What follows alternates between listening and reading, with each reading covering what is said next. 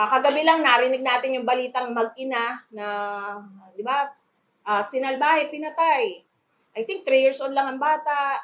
Kumbaga, ano yung pumatay? 14 years old. Napakagulo po ng mundo. Gera, kabi-kabila, pagtaas ng mga bilihin, hindi mo mapigilan, away sa gobyerno, away sa kapitbahay, away din sa loob ng tahanan. Ibig sabihin natin napakagulo. Pero one day, sabi ng Lord, papayagan niya magkaroon ng peace for 3.5 years. Okay, iaalaw niya, sino? Yung Antichrist nga. Okay, it is someone na matalino, someone na magaling sa math, magaling sa pamumuno, magaling sa ekonomiya, lahat. Magiging ganun siya. So, ang Antichrist po, hindi siya nakakatakot. Hindi siya tipong lalabas na may sungay at ay walang papayag, di ba? Makakita ka ng gano'n. So, napakagaling, napakatalino nitong tao na to na hahayaan ng Lord magbigay ng kapayapaan for 3.5 years. So, they will make a covenant. Una, ang Israel nakikipag peace treaty sa Antichrist. Ito yung final ruler nung revived Roman Empire ayon kay Daniel. Ito yung magiging huling ruler, sabihin na natin yung word of presidente para mas mababaw-babaw. Huling leader, presidente sa buong mundo na kaya niyang payapain lahat. Okay? Hindi lang ang Israel, kundi ang buong mundo. Pero, sabi nga, sinungaling siya. Yung 7 years niya, 3.5 lang yung peace na ibibigay niya. After ng 3.5 years, yung kalahati, lalabas yung totoo niyang kulay. Kung gaano siya kasama. Okay? So, 3.5 years. Saan niya sinabi? Nasa Biblia din niya. In the middle of the week. Okay? So, magkakaroon po dito. So, 3.5 years, in the middle of the week, He will cause the sacrifice and the oblation to cease. Sabi nga natin, hindi po nakakapag-worship ngayon ng Israel, hindi sila nakakasamba nung gusto nilang klaseng pagsamba kasi walang temple. Pero alam natin, papatigilin daw ang pagsamba. Ibig sabihin, papayagan sila ng Antichrist na makasamba. At para makasamba sila, syempre may temple. Doon sa lugar na yon, natalakay na rin natin na iba yung nakatayo doon. Diba? May, yung ano ba tawag doon? Dome of the Rock. Yung dilaw.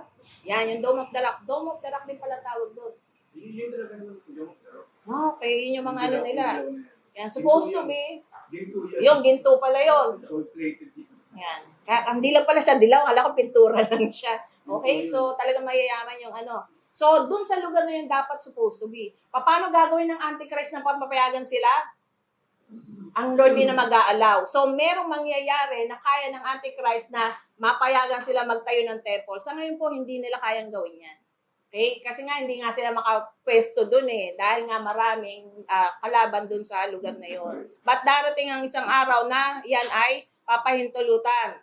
Okay? That may be the thing that makes them sign the treaty with Him. Maaring kaya maniniwala rin ng Israel dito sa leader na to kasi papayagan sila Sige, makapagsamba na kayo uli. Yun na isa sa pinakagusto nila, di magkaroon ng kapayapaan. Last time, pinakita ko sa inyo kung gano'ng ilang beses nilang tinatry makipag-peace treaty.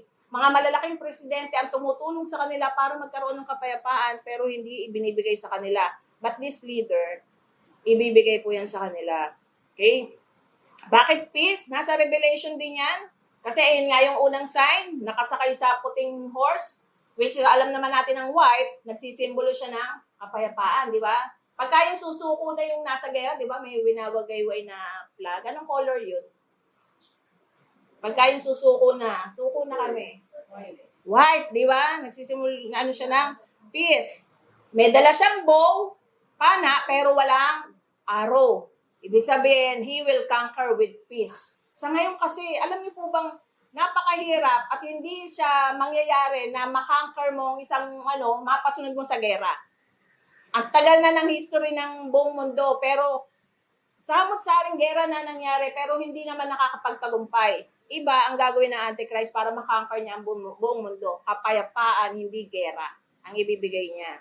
Okay? So, peace, siya ay napakagaling na statesman.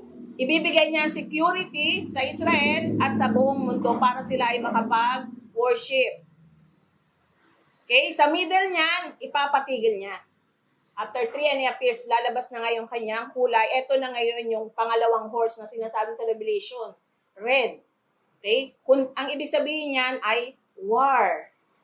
Sabi doon, matindi yung death na mararanasan sa buong mundo. Meron pa nga sinasabing hanggang doon daw sa sa bridle ng horse. Alam niyo yung renda ng kabayo? Yung renda ng horse? Bakit nire-rendahan nga ang horse? Para makapokus. Di ba? Kasi para doon lang nakatingin. Kung hindi, kung saan siguro pupunta. Yan, para diretso lang ang tingin. Di ba minsan pagka yung kasama ng asawang lalaki ang babae, wag ka tumingin. Pag nasa shopping, doon ka tumingin. Di ba? Parang nire-renta. So, sabi po sa Biblia, magkakaroon sa mundo na yung grabe ng blood, hanggang renda raw ng horse. Ibig sabihin, ganun kataas, ganun kadami yung death na mangyayari pagka lumabas ang totoong kulay ng Antichrist. Pero ang Diyos na nagsabi, pagkatapos ng 3.5 years, magkakaroon ng matinding pagkawasak hanggang bumalik siya. So, yun na lang ang mangyayari dun sa natitirang 3.5 years, masisira talaga lahat, langit at lupa, ay magkakaroon ng matinding pagkawasak. So, yung mga nagbabalak nga daw ng mga Greenpeace, ano pa yung mga samahan para ayusin ang Earth, di ba? Maraming mga samahan yan para ayusin ang ocean, para ayusin ang hangin, di ba?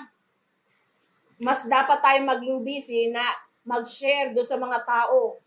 Kaya na bago dumating yung time na yon ay sila ay makakilala sa Lord. Kasi doon papunta ang mundo. Hindi po bubuti ang mundo, sabi sa Biblia. Ang kakahinat na ng mundo pagkawasak. Okay? Gaganda lang ang mundo pag bumalik na ang Lord. Pero sa ngayon po, hindi po siya gaganda kahit anong gawin ng tao. Ang Diyos lang makakapagbago noon. Okay? So ano gagawin bang mainly ng Antichrist? Pagkatapos ng 3.5 years, nitong leader na to, nitong presidente. Meron pong isang pangyayari sa panahon ni Antiochus Epiphanes, isang leader po to, kung saan naggawa siya ng kasuklam na bagay sa temple, sa Israel. Kaya sa panahon na yun, ano yung ginawa niya? Naghandog siya doon ng pig. Alam natin na hindi, ano ba inihandog sa templo? Anong hayop? Tupa. Tapos hindi pwedeng may kapansanan, hindi pwedeng bulag, pilay. Ang hinahandog doon, di ba? Yung talagang malinis, maayos siya. So, ang hinahandog nitong leader na to ay pig at pagkatapos lahat ng priest doon, pilit niya ipinakain lahat to. So, iyan yung cause ng abomination. Diyan po nagsimula rin yung pag-aalsa ng Makabiyan. Okay? Nag-alsa sila, naglaban kasi kinubkob nila ang templo. Sila yung naghari sa temple, binaboy nila ang temple. Ganun po kahalaga ang temple para sa mga Israelites, sa mga Hudyo, para sila yung makasamba sa Lord. So, binaboy po nila. At he was just a little, yan lang po ay simpleng picture ng gagawin ng Antichrist. So, ang Antichrist po, may gagawin siyang karumal-dumal doon sa templo na kung saan, eto na yung sign. Sabi ng Lord, pag nakita nyo ng ginawa to ng Antichrist, tumakas na kayo. Lumayo na kayo. Okay? Kumbaga, ang pwede mo nalang iligtas by the time buhay mo. Kasi doon din sinabi na, yun yung sinasabi na huwag ka nang pumunta sa loob ng bahay para kumuha ka ng gamit. Kung nasa field ka o nasa trabaho, huwag ka na daw umuwi para kumuha ng gamit. Ang gagawin mo na lang, tumakas ka. Kasi wala na po manggagawa yung pera by that time. Ano mang ari-arian. Kokontrolin kasi yan ng leader na yun. Ngayon nga, sabi ko nga sa inyo, ngayon nga, nagagawa na yun, makontrol yung yung mga finances ng kahit sino. Kayang-kaya ipasara lahat. Pagka sinabi ng gobyerno, ipasara yan, iimbestigahan yan, wala kang magagalaw kahit isa. Even yung gamit. Even yung kanina parang narinig ko yung Diskaya, di ba? Naging example natin yung Diskaya na wala sila ngayon hawak. Lahat kontrolado na kayang-kaya po yung gawin ng world leader. Kasi why? Bibigyan siya ng karapatan ng Lord na gawin itong mga bagay na to. So, at titindi, yung abomination o yung kasuklam-suklam na gawain sa buong mundo sa panahon na ito. Matinding mga hindi magagandang gawain. Ano ba yung abomination? Ang ibig sabihin nun, delugma. Okay? Basically means that which is abhorrent, detestable, utterly repulsive to God. Ano ba yung isang bagay na ayaw ng Diyos sa tingin nyo? Para sa kanya, kasuklam-suklam na ginagawa ng tao. Yan. Idolatry. Ang gusto ng Diyos, nasa 10 utos yun, kung maaalala natin, ang sabi niya, ano nga yung unang utos? Sino nga? O, 10 Commandments tayo. Ano nga yung nasa unang utos? 10 Commandments. Siguro lahat to nadaanan na, pag-aralan na to. Okay, wag papatay. Taasan natin ng konti. Ano pa yung mas una sa wag papatay? Wag makikiapid. Ano ba?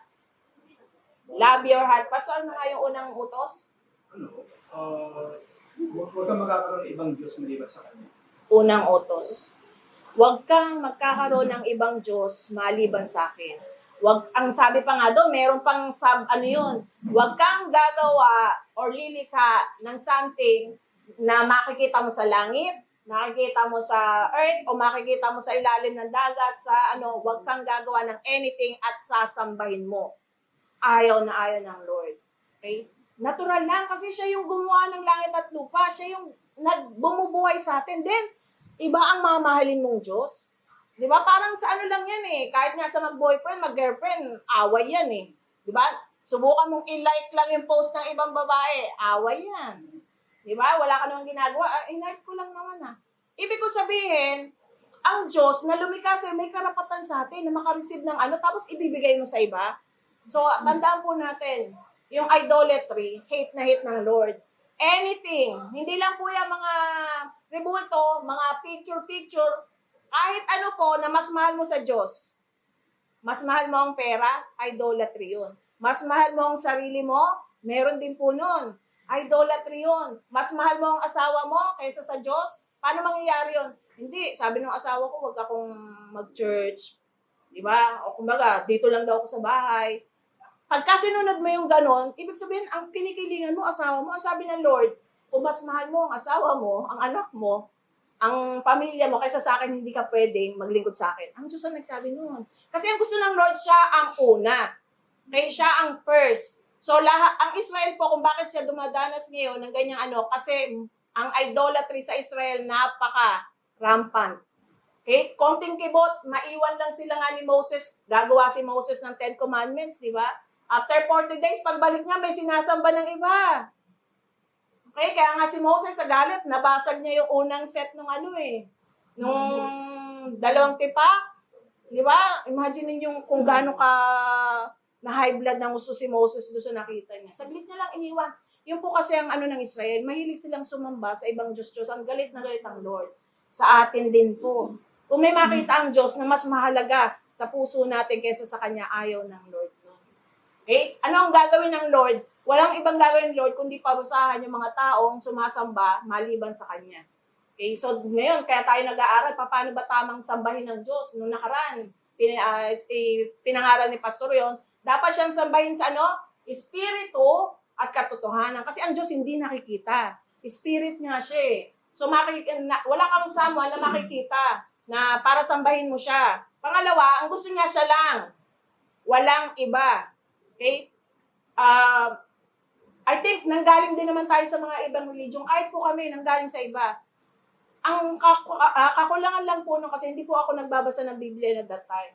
Ang alam ko, yung nanay niya, tatay niya, pwede kong dasalan. Pero alam niyo po ba sa Biblia, wala po kayong mababasa ni isa man na si Mary po nabigyan ng prayer. Actually, sabi ni Mary, ang tawag niya kay Jesus mismo, my Lord and my Savior. Kailangan din ni Mary kasi ginagalang natin yung si Mary. Pero tandaan natin, ayaw na ayaw ng Lord ng idolatry.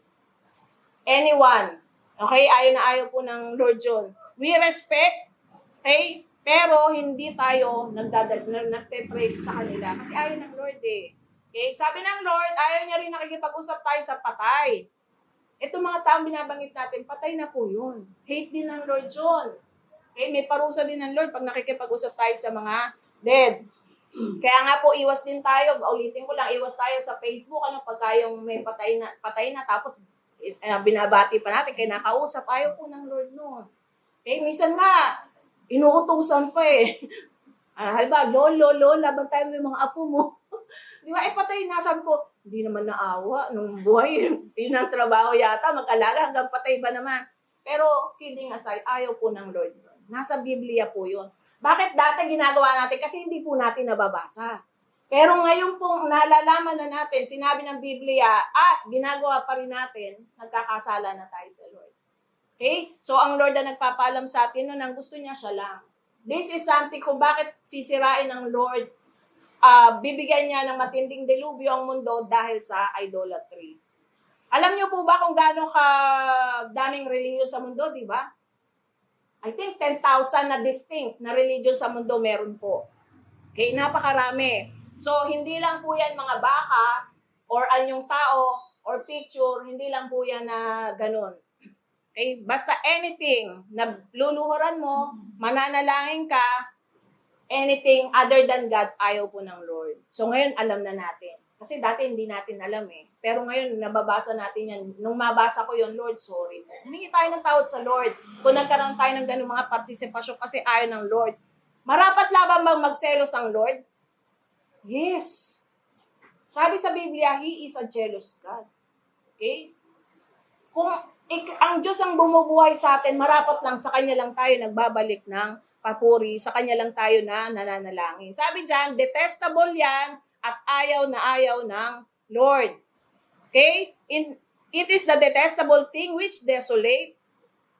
Nagkakaroon ng matinding kapahamakan po pagkasira, pagkawasak, pagka mayroong pagsamba sa Diyos-Diyosan. Kasi iyon ang sabi ng Lord, ayaw ng Lord yun. So there's going to come, meron daw po na a great event sa future, sa Israel, there will be an idolatrous act that is abominable to God. May kasuklam na mangyayari sa lugar ng Israel sa panahon ng Antichrist. And that will cause ruination. Ano ang mangyayari pag nangyari to? Masisira, magkakaroon matinding devastation. Yung mismong holy place kasi ay, kumbaga, bababuhin. Maggagawa siya ng kasuklam-suklam doon sa lugar na yon. Now, the temple of God, the thing that abominates is an idol. So, alam natin, ayaw ng Lord yan. Any idol, mas mahal mo ang pera, ayaw ng Lord yun. Actually, sabi ng Lord, parang Diyos ang pera eh. May term siya dyan. Ang tawag niya ng Lord dyan, mammon. Yung Diyos-Diyosan ng pera. Bigyan niyo ako ng example, paano natin masasabing mas mahal mo ang pera kaysa sa Diyos? Sa paraan, bigyan niyo ako ng example. At least aware tayong lahat, ay teka, baka nandun na ako sa maiwasan ko. Paano masasabing mas mahal mo ang pera kaysa sa Diyos? Kasi pwede palang Diyos-Diyosan ng idolatry ang pera eh. Paano? Ate, may gusto ko sabihin. Paano? Hindi, bawa sa business. Mm-hmm. Sunday na, ayaw mo kong mamahingan. Ayaw mong ilaan kay Lord yung araw ng Sunday. Gusto mo kumita ka pa. Mm-hmm. Kasi usually pag Sunday, doon marami. Malakas. So yun yung parang, siyempre, mas maraming Temptation. perang papasok. Mas binibigay mo ng priority kaysa doon sa pagsamba sa Lord. Yan. Hindi tayo may sabi niyan. Nasa Biblia po yan, binanggit ni ate, nasa Bible yan. Yung araw na para sa Lord, sabi ko nga sa inyo kung bakit nasa matinding parusa ang Israel, dahil yung araw na para sa Lord, di nila binibigay. At gusto ng Lord na ma-remind tayo na lesson learned tayo dapat doon. Ang para sa Lord, para sa Lord. After nga nito, ginagawa na naman natin yung gusto natin, di ba? Hindi naman tayo 24 hours na nagbibigay ng pagka-araw ng linggo. So, ibigay natin yung para sa Lord. Okay, ano pa? What is going to do? Ano gagawin ng Antichrist? He is going to bring a false god. Maglalagay siya ng false god dun sa temple. Sino yung false god na yun? Maglalagay ba siya ng rebulto doon? O sino ilalagay niya doon? Ano kaya yung ilalagay niya sa temple at yun ang ipapasamba niya? Sino yun? David? Sino kaya yung ilalagay ng Antichrist doon sa loob ng temple at magpapasamba niya sa lahat ng tao? Hindi lang po Israel ang pinag-uusapan natin. Buong mundo po kailangan sumunod dito sa iuutos na to na Antichrist. Sino? Okay. Ang Antichrist mismo. Siya mismo ang magpapasamba. Luluk-luk siya sa temple at hihingin niya ang, kumbaga, praise, adoration ng mga taong nasasakupan niya. Nagkukwentuhan lang ba tayo? Hindi. Nasa Biblia po yun. Okay? Sabi dyan, and they worship the dragon, which is Satan. Si Satan naman ang magbibigay dun ng power sa beast. Ang beast, or other word for Antichrist. So, yung anumang power po na meron na Antichrist, itong leader na to galing kay Satan. Sabi ng Lord. Ano pa? And they worship the beast. Hindi, baka walang sasamba. Kasi syempre, Antichrist, ano yan eh, walang sasamba. No. Ang sabi sa Bible, sasambahin siya. Ganon po kadaling maloko ang tao ba? Simulan natin kay Adam at Eve. Ang ganda-ganda ng lahat. Di ba? Wala namang kahirapan. Pero, na-deceive sila. Naloko sila nino? Ni Satan, ng kaaway. At sa marami pang pagkakataon, yun ang trabaho ng kaaway, mag-deceive. Kaya dito po, nung sinabi ng Lord, sasambahin nila ang Antichrist, yes. Kasi pinauna ng Lord, sasambahin nila ang Antichrist. So, yun yung abomination. Ang Antichrist, alam niyo po bang uso yan? Yung emperor worship. Okay, uso po yan, lalo nung masakot ng Rome, ang ano. Kumbaga, kailangan sumamba ka sa Caesar. Di ba? Kailangan, kumbaga para silang Diyos na aalayan mo. Why mo sila aalayan? Kasi matalino daw sila. Sila ang namumuno. Emperor worship. So, gagawin siya for the, uulitin siya. So, gaano katagal yung power na ibibigay ng Lord sa Antichrist? 3.5 years. Hahayaan ng Lord. Sige, mamayagpag ka for 3.5 years. Magagawa niya.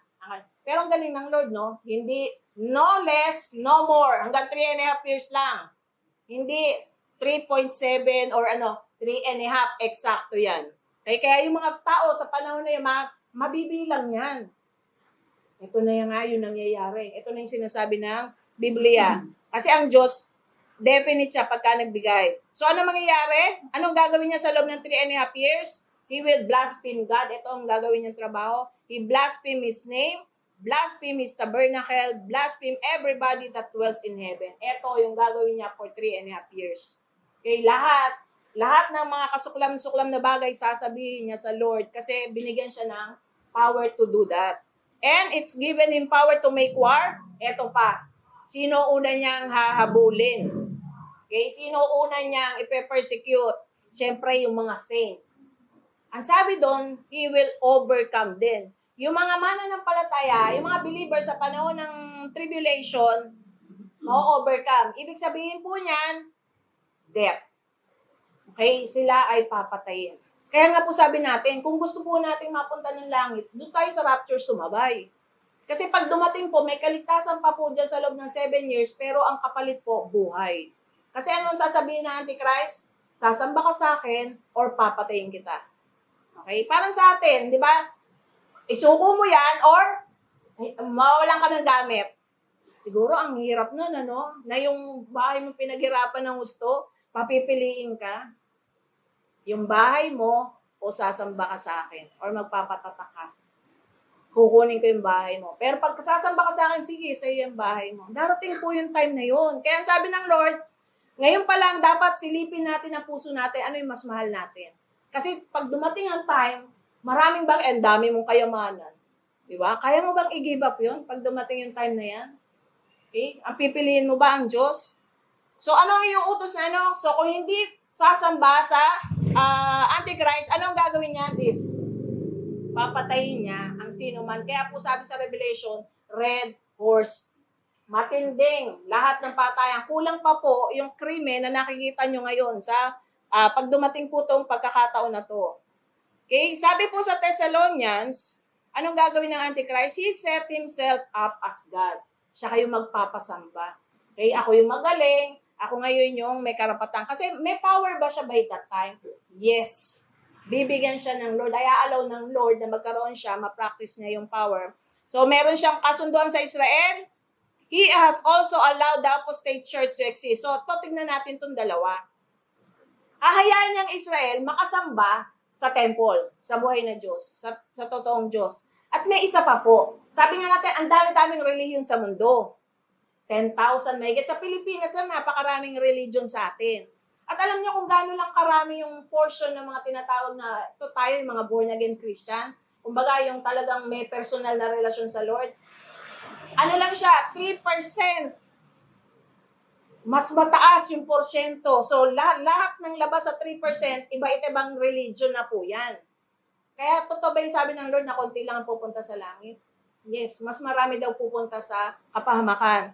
So, yung apostate church, yung ibig sabihin nan, lahat ng iba't ibang relihiyon na nasa mundo ngayon, hahayaan sila ng Antichrist. Sige, mag-practice kayo ng religion nyo. Hindi niya pakikialaman.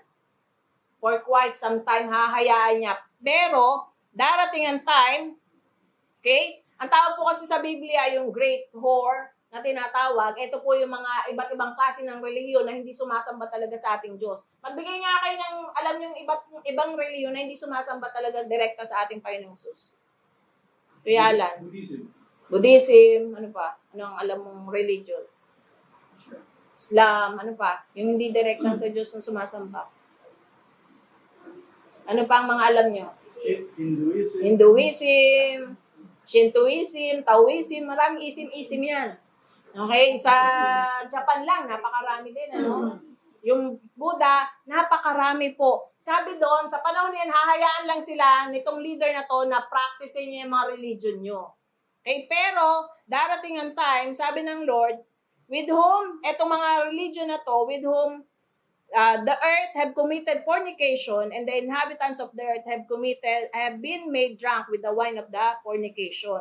Okay, ito yung mga sumasawsaw doon sa mga religion na hindi totoo, na galit ang Lord. So, bigyan natin ng pagkakaiba. Dito po kasi, itong mga iba-ibang religion, ang ginamit nilang nasalita, fornication. Okay? Sa Israel po kasi, ang Israel, pag sumasamba po sila sa ibang Diyos, ang tawag adultery. So, magkaiba sila kasi. Why? Bigyan natin siya ng ano ba pagkakaiba nun? Hindi adultery ang ginamit po sa iba't ibang klaseng religion, kundi fornication. Ang adultery po kasi ginagamit yan pagkakasal. Okay? Pagka ang isang tao nakipagrelasyon sa iba at kasal ka na, adultery.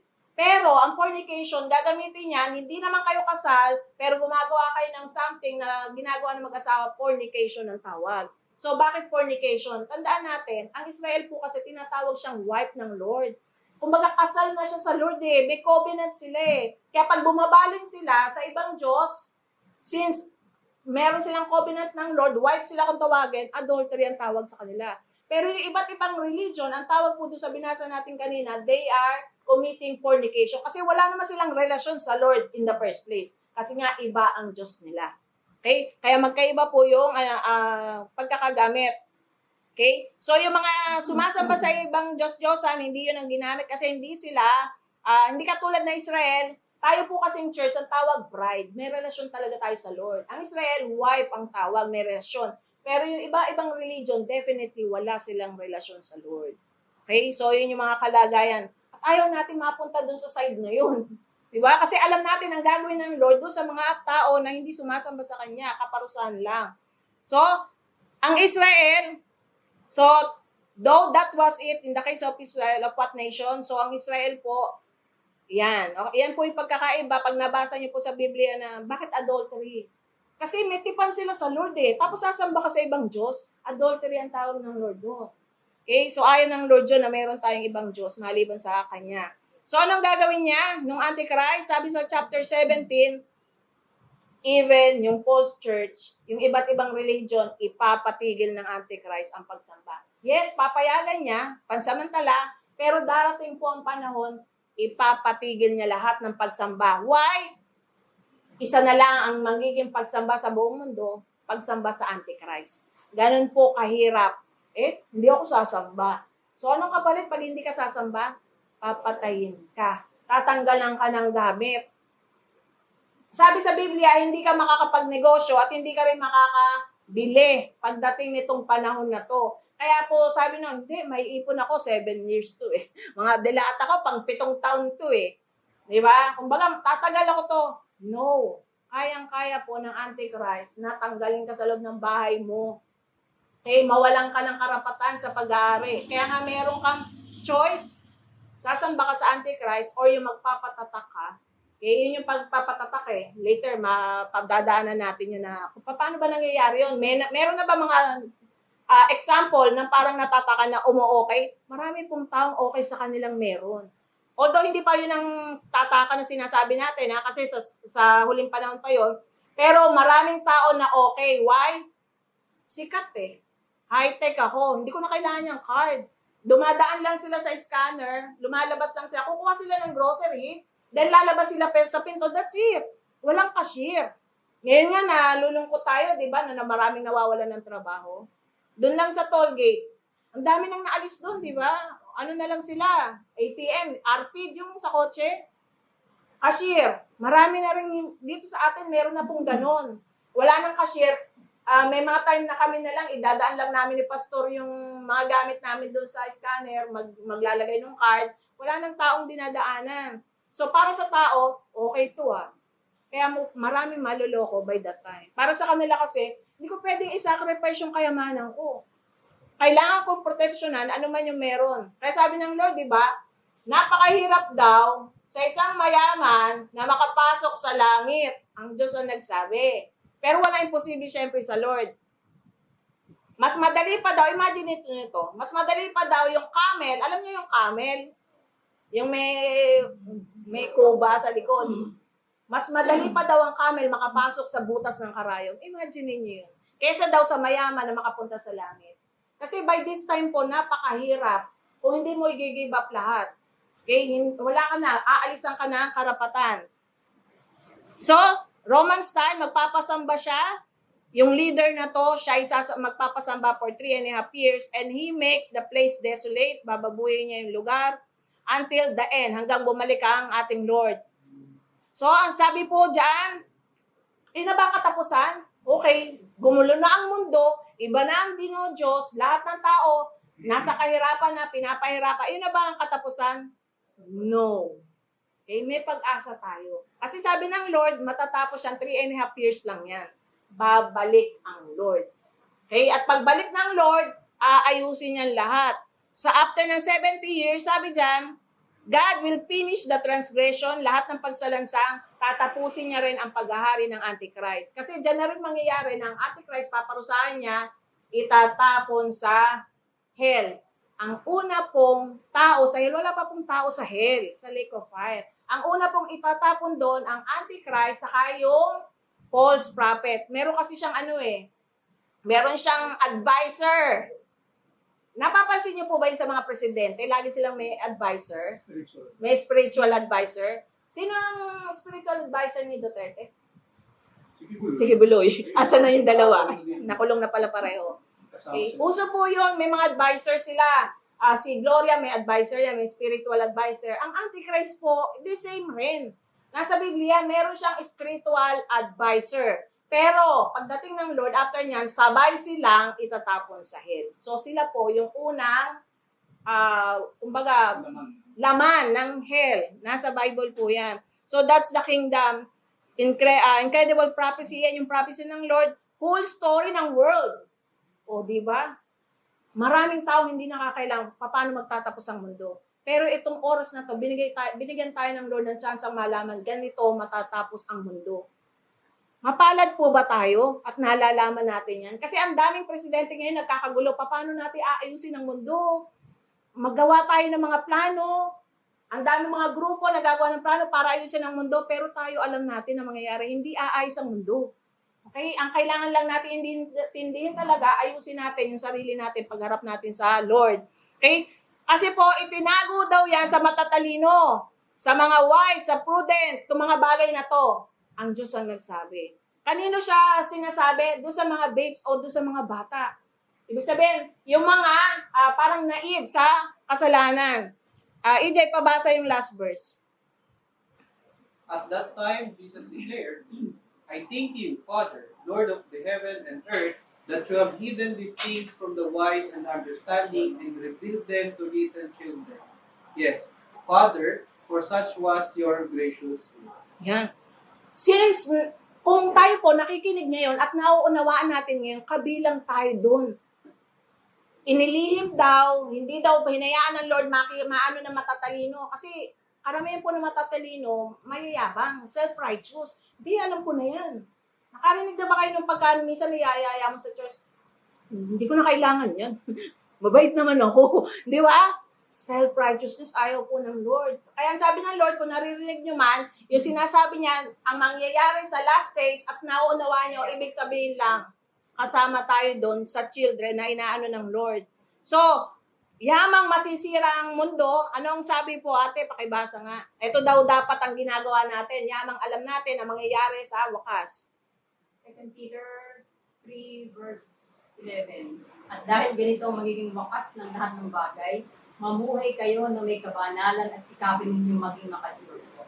Habang hinihintay ninyo ang araw ng Diyos, magsikap kayo mabuti upang madaling dumating ang araw na ang kalangitan ay matutupok at ang mga bagay na naroroon ay matutunaw sa matinding init. Naghihintay tayo ng bagong langit at ng bagong lupa na paghaharian ng katwiran sapagkat ganoon ang kanyang pangako. Kaya nga mga minamahal, habang naghihintay kayo, sikapin ninyong mamuhay na mapayapa, walang dungis at walang kapintasan. Yan. So ang Lord hindi na po sinikreto sa atin. Maliwanag na sinabi ng Lord, mawawasak ang mundo. Kailan? Soon.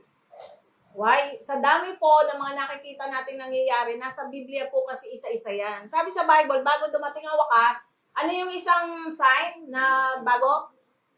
Magkakaroon daw ng digmaan, magkakaroon ng rumors of war, magkakaroon ng kahirapan, ng kagutuman. Ano pang isa? Lalala ang kasamaan ng tao. Halos lahat po yan. Sinabi ng Lord, pag nakikita nyo yung mga bagay na yan, watch out. Malapit nang dumating. So, ang gusto lang ng Lord, habang nagwe-wait tayo sa Kanya, hindi natin wini-wait ang Antichrist. Kasi pag namit, sabi ko sa inyo, pag namit yung Antichrist, ibig sabihin, naiwan kayo. Ay, naiwan tayo. Initsapera. Sabi, ayoko kasi maiwan. Di ba? Pag nakita nyo po yung great leader niya, isa na ibig sabihin, no, 7 taon po yun. Kaya numatin yung kahirapan. Mas gusto natin na i-spend yung 7 years na yon sa heaven. Kasi may rapture na sinasabi ng Lord. So, ito yung gusto ng Lord. Habang nagwe-wait tayo sa Lord na bumalik, ayusin natin daw yung ating pamumuhay, sumunod tayo sa sinasabi ng Lord, at katulad nito, pag-araw ng linggo, ibigay natin sa Lord.